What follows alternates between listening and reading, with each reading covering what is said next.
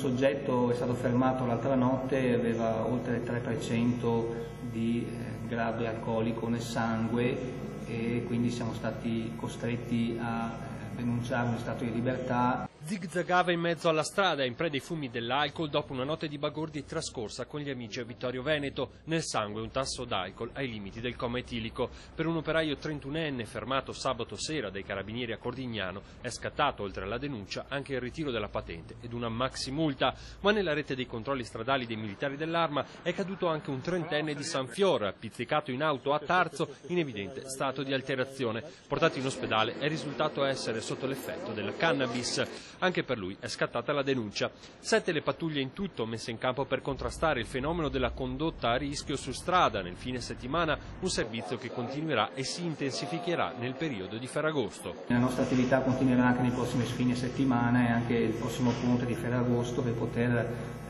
ottenere risultati simili.